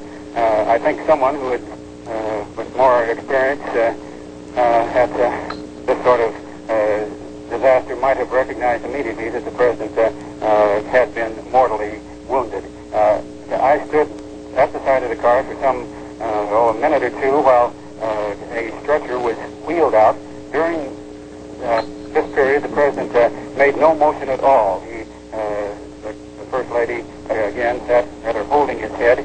Then he was lifted by 3 or 4 Secret Service agents, again with Mrs. Kennedy standing by, actually pulling on to him during this period. He was lifted by the agents and placed on the stretcher, wheeled immediately into the emergency ward of the hospital. At this point, Governor Connolly, who had also, of course, been shot and is still in critical condition, was lying sort of half stretched out in the front seat of this the same open limousine. The only persons besides the Secret Service agents in the car with the President were Governor Connolly, and the First Lady. When the President was wheeled into the hospital, Governor Connolly was still lying, again, half stretched out on the front seat of the car. I was surprised at this stage. I had noticed while we were waiting for the stretcher to be wheeled up for Mr. Kennedy, the Vice President, who had been traveling in a car behind the President, had gotten out, and with someone by his side, the Vice President appeared to be clutching his chest. He walked into the hospital, perhaps a minute or so before Mr. Kennedy was placed aboard the... There have since, of course, been unconfirmed reports that the Vice President has suffered a heart attack. From the time the President arrived at the hospital, we went through almost an hour without any medical word at all. The corridor where he had been wheeled into the emergency ward was closed off to all but Secret Service agents. Senator Yarborough of Texas, who had also been in the procession and in the car with Lynn Johnson, sat weeping quietly in a small hospital room off the corridor. The Secret Service maintained extremely strict precautions during this stage. No one, and that meant absolutely no one, was permitted down the corridor within 50 of the emergency room where the President then lay. The official word that the President was dead was this announcement. announcement was made in the lobby of the White House almost an hour after he had been shot. The only development since that time, and we have still had no further medical details from any of the doctors in attendance, the only further development came just a few minutes ago when the president, the bronze casket bearing the president's body was out of the hospital, placed in an ambulance and taken to a Dallas funeral home. All right, Bob, we're going to do something rather unorthodox, but the circumstances call for it. We want you to proceed to radio station, TV station, WFAA, and give us your reports from there. Call us on our number is Susquehanna 75000, extension 385. Those are your instructions, Bob. Thank you very much for the report. Until we have somebody else here at the hospital, or someone else getting development out, I would not do that at this stage. Okay, we'll abide by your decision then, Bob. You keep us posted. Anytime you have anything fresh, give us a call. We'll put you on. Okay, fine. Thank you. That was Bob Clark and Duff. TV you were just taking, huh? You're on the air, Bob, so we hear you. Thank you very much, Bob. And we'll hear from you later. That was Bob Clark in Dallas. Let's go now to Don Goddard. With me here in the studio is Jim Haggerty, who spent 8 years as press secretary of President Eisenhower, as you know, and who had a hand in the planning of many motorcades like this to prevent the very greatest dread of the thing that has happened today. Jim is now vice president of ABC. Jim, what precautions normally would be taken, and why did they break down in this case? Well, I don't think they broke down. There is always an advanced Secret Service detail that goes to any city and works with the local police, the sheriff's office, the state police in protecting the line of route. So when a president of the United States or any official of our country is traveling in an open car, you cannot guard every single window. You cannot guard every single building. So you have to go for a show of force, an obvious show of police protection. In an open car, or in any car that the president rides in, the driver is a Secret Service man, and the man in the front seat is a Secret Service man. Immediately following the presidential car, there is at least one and sometimes two follow-up Secret Service cars. The drivers of those cars are members of the Secret Service, and the occupants are Secret Service and special assigned men from the municipal police force or the state police force or the sheriff's office. I have seen many motorcades, talked to many officials of law enforcement agencies throughout our country and around the world. And each of them say the same thing, that a rifle shot, particularly from a window of a building, is pretty tough to guard against. But the President of the United States, a man in that office, has to be completely faithless about his own welfare. And fearless. And fearless. And all of our presidents, I think, have been that way. The very fact that at least the suspect has been seized shows that the security was working to a certain point. But this has happened. Attempts have happened before. And Ron Cochran has reported the other events in front of Blair House in 1950 with President Truman, in Miami with President-elect Roosevelt. But the thing that this one a little different than any other was that this was a rifle apparently used with a marksman. In the past, there only one other man outside of the Puerto Ricans who fired at a president and knew how to shoot a firearm was John Wilkes Booth. All of the other attempts on the lives of the president have been by screwballs who have fired a gun for the first time in their life at the president of the United States. Jim, we now have some film, fresh film in Dallas, and we will go to our Dallas newsroom for that. Jay Watson and Bob Walker at WFAA TV in Dallas, the ABC News Information Center for this area. The eyes of the nation and the hearts of the nation are with Mrs. Kennedy today, and the eyes of Dallas, Texas are held in shame. We have a film available that was, excuse me, Bob, go ahead. May report this bulletin that a Secret Service agent and a Dallas policeman were shot and killed here today. They were shot some distance from the area where President Kennedy was assassinated. No other information immediately available from there, except one more point here that this Secret Service Lieutenant Eric Kaminsky has said the assassin's weapon appears to have been a high-powered Army or Japanese rifle of .25 caliber. The entire building where the sniper was located was evacuated. If we could get a picture of our map here and show somewhere of the building, it's a Texas school book depository, which means exactly what it says. This is the car where the president was. This is what we call our triple underpass in Dallas. This is the grassy area where, and it was originally thought that the shots came from him here, and now it's believed that the shots came from this building here. We have a film now, and by the way, we have one of the men, someone, and I should say someone, has been arrested in one of the downtown theaters. They don't know if it was the man who shot the policeman or the person who actually shot President Kennedy and Governor Connolly. It's in our process. It's being processed now. We'll have that just as soon as possible. Right now, we have an interview with an investigating officer, so let's roll that film, please. Oh, no. You saw a man up there? That's where the guy was.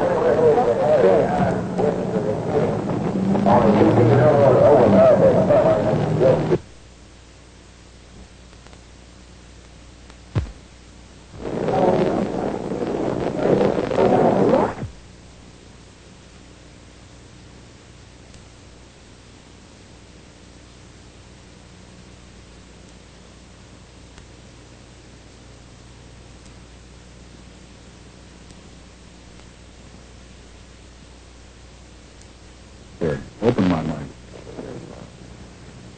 This is of course you realize that the film is unedited, and this is one of the parts of the film without the sound on it. This film was made in one of the investigators' offices here in Dallas, and we will have the interview in just a few moments. I'd like to repeat that we will have some videotape later in the day of the president's arrival at Love Field in Dallas at approximately 11:35 this morning, and 1 hour later the president was shot. This is filmed in Sheriff Bill Decker's office. Sheriff of Dallas County. The city of Dallas, well, I know... Sit down. J. Sawyer, your position. Inspector, please. What is the story here now? This is apparently the building that the assassin shot from. This is the building that the witnesses said they had seen a man up there, and some with a rifle. And also we found some empty rifle shells on the 5th floor. So he would have been directly above us? Directly above us. Indications were that he had been there for some time. Well, has the police department taken any precautions against such an incident? We thought we had taken all of the precautions that were necessary. But this particular building was not covered, as were a lot of other buildings. Well, as it stands now, there is a suspect. There were witnesses. There are witnesses who saw the man. What did they see as far as the president and the governor? Well, several witnesses saw him slump over. The president? Yes. And the governor? And the governor, yes. You also understand the Secret Service man was in? This I do not know.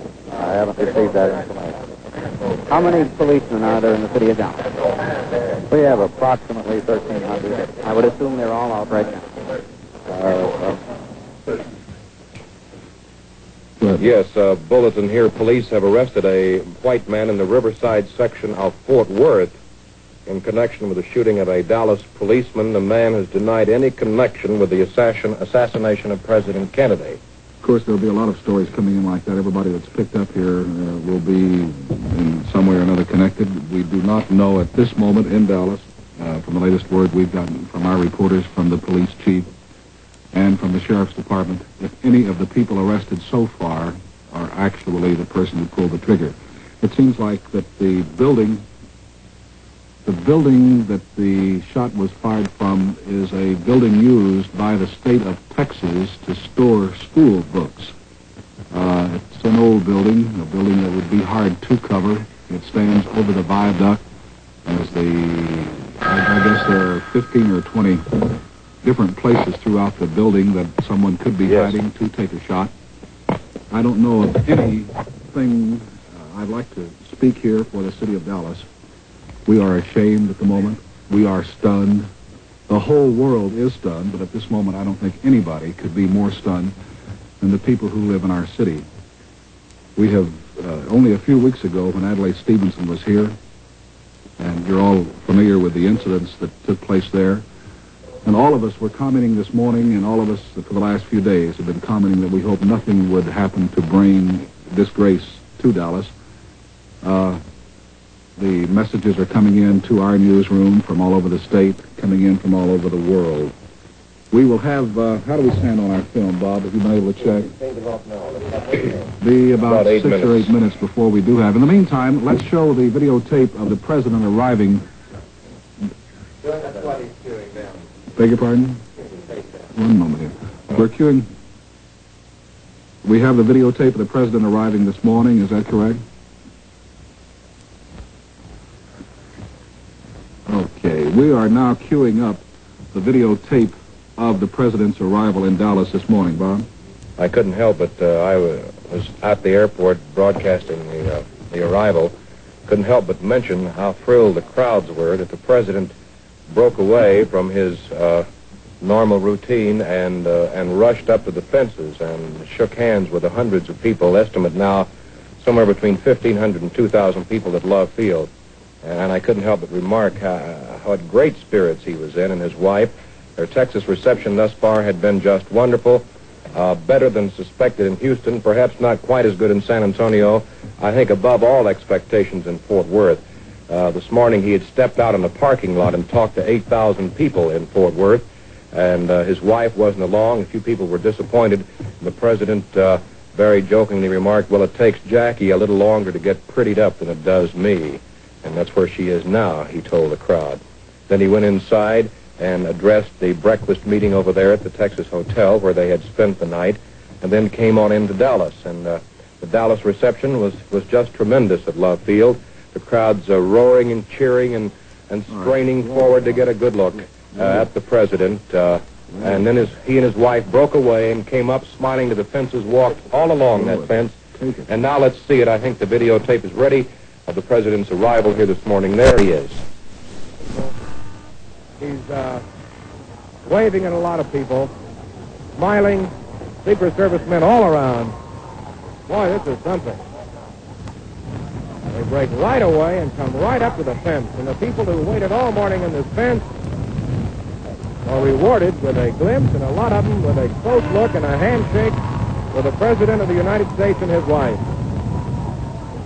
He's coming right down toward us and toward our fine camera positions here. The press is having a field day. Somebody perched up on somebody's shoulders. Secret Service right along with the president, of course. The president passes right in front of a Dallas police officer, right in front of our cameras now.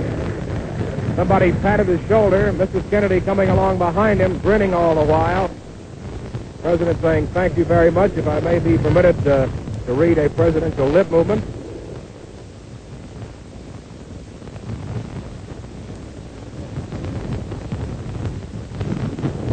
This is a bonus for the people who have waited out here.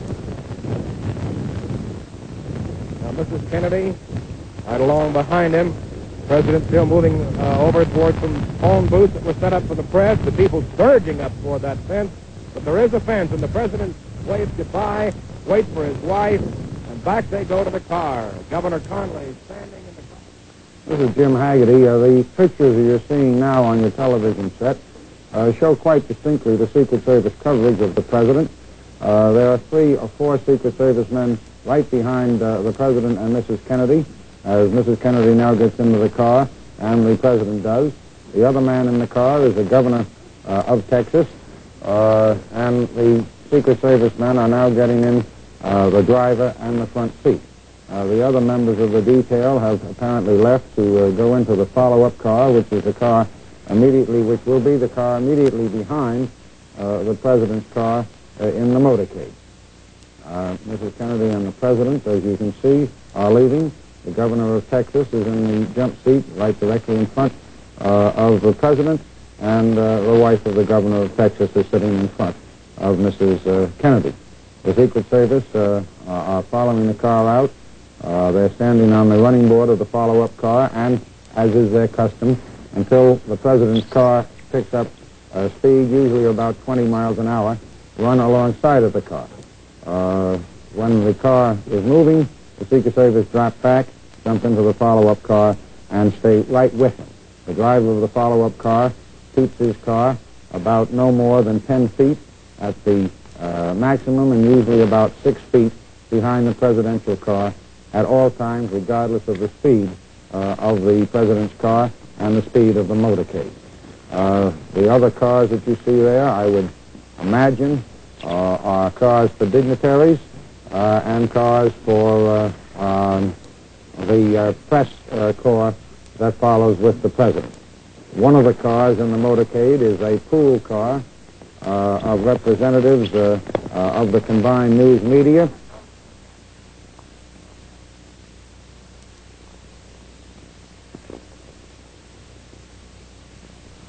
There again you can see the Secret Service in the follow-up car standing on the running board.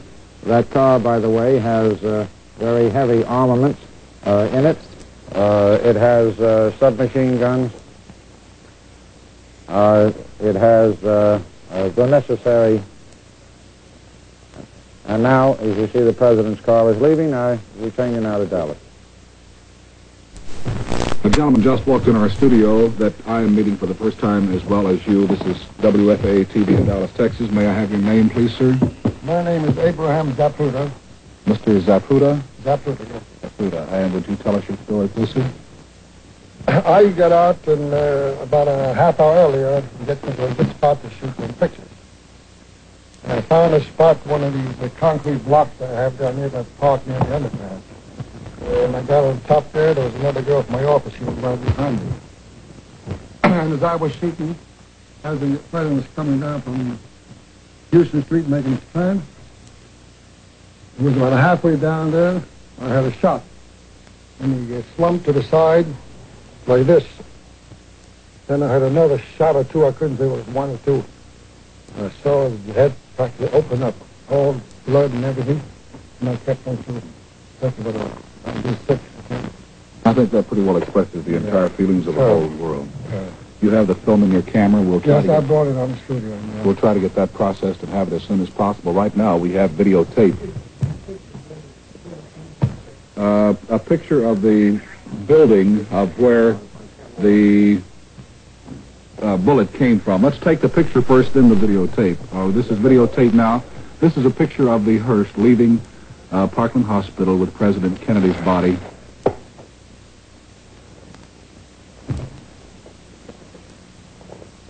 As I understand it, the body is being taken to one of the funeral homes here in Dallas.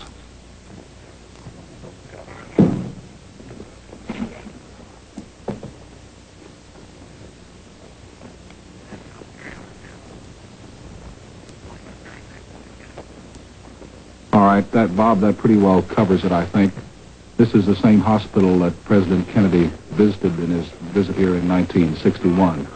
It is not, excuse me. This is the outside shot of the hospital and the people who are gathered there. All stunned at the realization that President Kennedy was assassinated in Dallas, Texas today. Now we have a picture of the building. There is a picture of the building one of the boys took showing possibly one of the windows that was used. The top right hand. Okay, which one was it? Let's see if we can figure it out. There it is. There is a picture of the window where the gun was allegedly fired from that killed President Kennedy today. Excuse me, go ahead, sir. That must have been the line of fire where I see now the picture where I was. I was right on that concrete block of it. And as I explained before, it was a sickening scene. At first I thought perhaps it sounded like somebody make a joke. You hear a shot and somebody grabs their stomach. I was about 100 yards away from one of our other, the boy and I walked over to see President Kennedy. We were about 100 yards away, and it sounded like there were 3 shots. And after the first couple, I said, my God, they shot the president. And then we walked over and looked down and could see the people on the grass there. And I imagine you were one of the people that we saw there underneath the viaduct. This happened this afternoon about, what time? 12:35. The president died. Something like it. The president died at 1 o'clock. They sounded like, at first they sounded like firecrackers, and somebody next to us said they were shooting off fireworks, but then we realized, it didn't take but a minute to realize that they were loud reports, and for those of you who are familiar with hearing a rifle shot, it was a recognizable sound. The videotape that we have, Bobby, what do you have now? Okay, that completes the videotape coverage for the moment. We will have film back in about 15 minutes of the arrest of a person who could be the person who shot the policeman or the Secret Service man or Connally or President Kennedy, and we'll have that in just a moment. Now let's go back to ABC in New York. Jim, the Dallas Sheriff's Department has found a rifle on the 5th floor staircase of that building you just saw in the picture, the book storage place. It's a 7.65 Mauser, German-made Army rifle, telescopic sight, and 1 shell left in the chamber. 3 spent shells have been found nearby, and apparently they're hooking this as the murder weapon. This is from one of those windows up in the top. Well, Don, as I said a little earlier, I think this, like the Puerto Rican attempt in front of Blair House in 1950, has to be a planned conspiracy. This is the first time in our history when a rifle has been used and fired at a president of the United States. From the photographs of the building, that carry must have been a couple of 100 yards. And whoever fired it must have been a man that could handle a rifle with a telescopic sight, and I understand they found the rifle and had a telescopic sight on it. All of the other attempts, both assassinations and attempts, outside of the Puerto Rican one, was done with a pistol. And with the exception of John Wilkes Booth, the attempted or the assassins of the president fired a revolver at the president for the first time they were fired again. So this must have been a very carefully planned, terrible tragedy and conspiracy. Again, talking about the security matters, in a large city it is impossible to guard every single window. In the years that I served with General Eisenhower, the only time I ever saw all windows guarded in a line of march was at Tehran, when President Eisenhower went to visit the Shah of Iran. And as you might remember, along about that time, his life had been publicly threatened by the members of the communist conspiracy throughout the world. And they turned out their whole army, and every single window on that line of march in the city was guarded by either an army or a policeman. But that was the only time I've ever seen that. You felt pretty well covered that time. You felt very well covered. But in a city, it's impossible. In a city the size of Dallas or New York, you just can't guard every single window. But it happens. And these are the risks that a president always takes. I'm sure that every single president, I know President Eisenhower personally, in the back of his mind always realized that there was a chance where some vindictive person or a screwball or somebody like that would take a shot at him. It's bootless, Jim, to talk about what might have happened, but would that bubble have bounced bullets if it had been closed? I can't speak with any authority on the bubble that is now used. I can with the bubble that was used by President Eisenhower, and that was not bulletproof. The bottom of the car that President Eisenhower used, and I would assume is the same as President Kennedy, is armor-plated. And that is for grenades that might be tossed, or a mine, or something like that. But the bubble on President Eisenhower's car was used to protect mainly from the elements, rain or drizzle, so that the people could still see him if it was raining or was drizzling. Well, this adds one to the case for conspiracy then, and the Dallas police are apparently trying to add another. They've arrested a 24-year-old man, Lee Oswald, in connection with the slaying of the Dallas policeman, and presumably the slaying also of the Secret Service man in another part of Dallas, which happened shortly before the president. Well, I was interested also, Don, in the reports from Bob Clark that after the shooting happened, the president's car and the follow-up car immediately left in a hurry, left the scene. This, again, is in line with security measures. And if anything happens, they get out of that place fast in case there are other people in the crowd that are ready. Yes. Jim, Jules Bergman is down in Times Square for reaction there. We switch to Jules. 1, 2, 3, 4. 1, 2, 3, 4. Still not receiving anything on the PL. Still not receiving anything on the PL. This is the scene in Times Square as New Yorkers stand stunned. You can see the sorrow on their faces, I think. There isn't, everyone is waiting to hear what's going to happen next. As if, Which isn't in yet? This is the one you have to use. This isn't in yet? No. How are we going to use this? Just like this. Well, switch it. Switch cords. What are you doing, Morse? This one will be okay. Disgusting.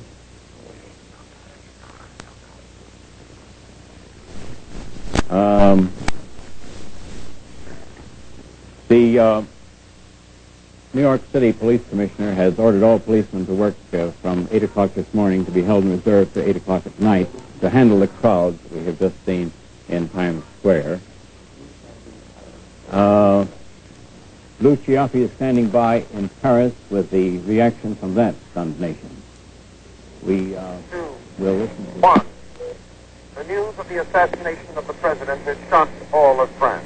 Here in this Riviera city of Nice, where the leading UNR party is meeting in its national convention, the gay convention mood has given way to one of sorrow. Delegates are sincerely saddened. For despite differences that have existed between our two countries, France had faith in President Kennedy. The words being heard now are terrible, tragedy, awful, and the universal attitude is this touches not only the United States, but France and all of the free world. The news struck here in France with a kind of bitter irony. This assassination has been the specter that has been haunting France for years. 3 times extremists have tried to take the life as it is solved the goal. 3 times they failed. And the fatalists have been saying, what if they finally succeed one day? What will happen to our country? Who will be able to follow in the general's footsteps? That same tragic question is now being asked about the United States. Who will be able to follow in the footsteps of John F. Kennedy? General de Gaulle himself was reported to have been deeply saddened by the news. Despite the general's differences with Mr. Kennedy, the general had a deep and faith and respect in President Kennedy. Even when he cast mistrust on the future intentions of the United States, he always made it clear that he was not speaking of John F. Kennedy, that the president would keep his word to defend the free world. In the streets of this Riviera city, in the streets of cities all over France, a kind of gloom has settled the country. Lou Ciaffi, ABC. The late dispatch from Washington says that the president's body will be brought to Washington this afternoon. And Vice President Johnson is expected to be sworn in as President of the United States aboard an airliner before flying immediately back to the nation's capital. Governor John Connally of Texas, who was shot at the same time as President Kennedy, has undergone surgery for the wound in his chest. His condition is serious, but he's believed to have a good chance of recovery. And now back to Dallas for a late report from there. Jay Watson and Bob Walker at WFAA-TV in Dallas. We have some late film. Also, we understand that Vice President Lyndon Johnson will be sworn in Dallas. Our video cruiser is on the way. We'll try to have that tape for you later, or at least we will have film coverage of that as soon as possible. Let's roll the film now, Bob, and see what it is. All right. This is some of the motorcade as it ended its drive just minutes before it rounded the turn at which the president was shot and killed.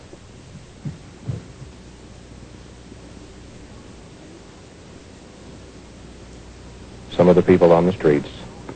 And I, just about a minute, I'd say 45 seconds before the president was shot, I was standing right in here and gave the president the applaud. He turned the corner. There's the president and Mrs. Kennedy just minutes before he was shot. Mr. Haggerty explained, too, that dome was not on, as you can see there. Now we're getting down. Right here is where it took place. Just as you saw... Now, here is the spot where the president was killed. This is the building which the shot was fired. In a minute, you'll see a policeman or someone crawling in. Where's the window where the shot was fired from? Now you see policemen with guns, suspecting perhaps the man was still in the building. Bits of chicken, food particles were found in the building, indicating he had been there for some time. The weapon has been found. I do not have the exact make of it. They found it on the 6th floor of this building. I just learned that. A German Mauser, I believe, is what it was. That's out in front of the Depository, Texas. Right. This was just minutes after the president was shot.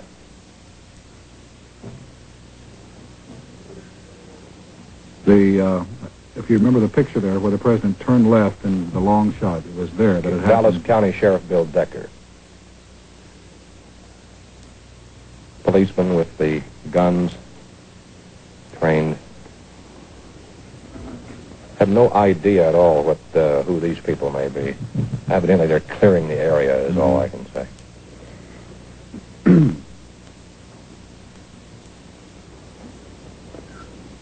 President John F. Kennedy has now been dead an hour and 49 minutes. This is the scene where President Kennedy was shot this afternoon, Dallas, Texas, picking up one of the just suspects by the droves, of course, have been pulled off the streets. Now, the picture you see now is tracing the route of President Kennedy up 11th Avenue on Turtle Creek. Now we're coming into the main part of Dallas. There's City Hall. He turns left, right on Houston Street, and right there is where the president was shot. The films that you have just seen. The trademark up the top of the picture, sir, he was set to give an address at 1 o'clock, incidentally, the minute he expired. Okay, Bob, I see that Ron Ryland is. Let him scoot in here and tell what he knows. I think he had the film, shot the film of the man that was arrested. Sit down. This is Ron Ryland. You can imagine the confusion that's going on in the city of Dallas today, not only in our newsroom, but in all the newsrooms. Ron, tell us what you know. Well, I've just come back from Oak Cliff at the Texas Theater on West Jefferson Street. Let me explain. The Oak Cliff is a part of Dallas. Yes, sir, it is. We joined a police motorcade that was dashing to the Texas Theater where they had a report of a man coming in there that was armed. Just prior to that, a police officer had been shot in that area, been shot with a .38 caliber automatic. We went to the scene. About, I would say, 200 or more police officers went into the theater and found a man sitting in the second row from the back that was armed with a shotgun. The crowd, of course, I imagine, connected this with the slaying of the president. Yes, sir. Any man I think is armed in Dallas today is a suspect at the moment. The officers converged on this man, grabbed him up, and hustled him out of the theater, all the while he was protesting against the police brutality that they were working him over in one thing and another. They dragged him out. The crowd proceeded to push the officers aside and tried to get at the man, screaming murder and all, and they do believe that it was almost a lynch mob. Ron, did you just shoot the film that we just looked at? I just got in, Mr. Watson. I haven't seen the film. Lost. Why don't you bring him in? Let's let him. We'll run the film again and let A.J. talk about it. Excuse me, go ahead. All right, now. Do you know exactly what kind of gun that they found over at the book? Yes, sir. They have just found the weapon that they believe is the assassination weapon. It is an Argentine 6.5 Mauser that had a 4-power scope on it. Also, in this same area, they found a bag of chicken. They found several bottles of soft drink. And in other words, the man had been planted there for some time. He could have been there for quite some time. Yes, sir. I assume that he'd been there for possibly overnight because he did have several things there to eat. Do you have, excuse me, I've just received word that Lyndon Johnson has been sworn in as President of the United States. More background material on that in just a few moments from New York. I'll repeat, Lyndon Johnson is now President of the United States. He was sworn in just a few minutes ago at Love Field. Our boys are coming back to the studio here at WFAA-TV with that film, and we'll have it in just a few moments. Let's look at the film again, Ron, and you narrate it this time because you were there. This is the film we showed just a few minutes ago. Go ahead. Well, this is just prior to the parade. Everyone was sitting around having a good time. I do believe it was a very fervent welcome for President Kennedy. Everybody seemed to be enjoying it. And the President made a statement earlier how pleased that he was with the turnout in his reception in the Dallas-Fort Worth area. Yeah, I think that everybody was just real happy. As the motorcade came down the street, the crowd all times broke loose and dashed out, shook hands with him. This is Main Street. Everybody just seemed to be enjoying and having a good summertime outing. Right. Now, in just a few moments, you'll see almost the exact spot where the president was shot. Right in this area on down the road. Yes, so this is a bookstore, a Texas bookstore. Right where these officers are is where the man was supposed to have been on the 6th floor. This is where they found the rifle. Right. It was on the 6th floor behind a bunch of boxes stacked in behind them. The crowd gathered quickly. The officers descended on the area and tried to keep people back, but of course everybody swarmed in, and I guess the roof just sort of fell in on Dallas at this moment. It has. We went in with the Secret Service officers. We covered every inch of the building from the roof to the basement, and finally they did discover this gun on the 6th floor. There was no sign of the man. About 6 or 7 witnesses said that they had seen this man, but of course at a time like this everybody sees everybody, and it's hard to tell which is true and which is not. The Secret Service agents, the FBI officers, all guarded the doors, would not allow anyone in the building or out. Therefore, I do believe that you'll find that these are exclusive films. I think as far as the building itself, this is Sheriff Bill Deckard, Dallas County Sheriff. These are officers, and as you notice, they're all armed with riot guns, shotguns, machine guns, everything possible in an attempt to apprehend this man. I do believe that he'll never be taken alive. But you do believe it? Well, I don't think they'll allow him. I'm afraid this man at this point is so disrupted he may just do away with himself, if anything else. That's the conversation we've had here.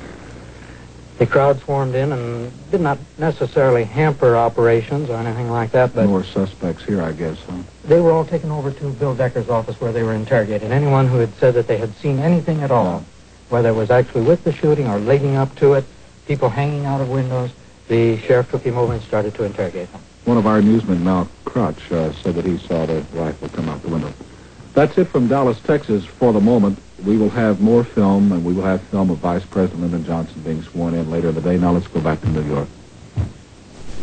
Lyndon Johnson is now President of the United States. He succeeds the President Kennedy, who held him in high esteem and had his every confidence.